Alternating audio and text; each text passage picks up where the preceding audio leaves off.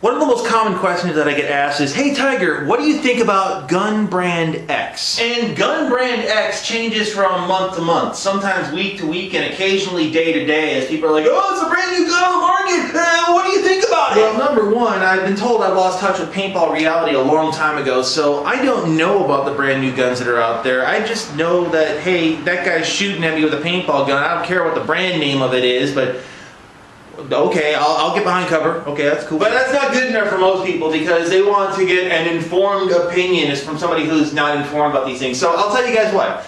I've actually come up with an answer. I've got a good stock answer to what I think about gun brand X. Here's the question for you. It's sort of my answer. When I raise up the gun and I pull the trigger, does a paintball go that way? If a paintball does go that way, it's a pretty good gun. Enter the sock puppet. But what about spool valves? What about poppets? What about all these electronic guns? I mean, they're brand new on the market. I mean, that'd be a little different than that. I mean, that makes a big difference, doesn't it?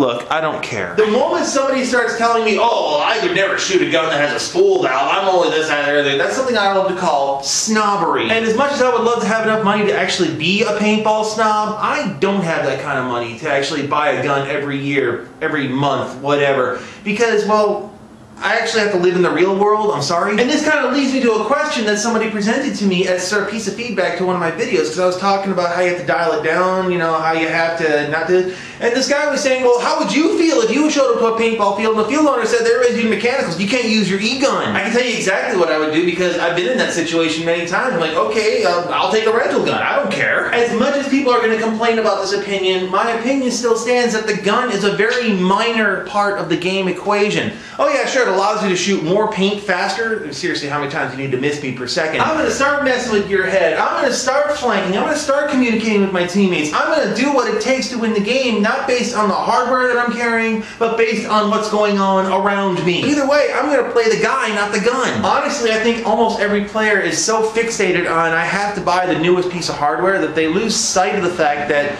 buying a new gun is not going to equate to buying skill. That's something a lot of the old-timers know, a lot of the experienced players know, but a lot of newer players, actually some of the experienced players too, come to think of it, they buy into it and it just doesn't work. You want to really make your game better? You really want to make your skill better?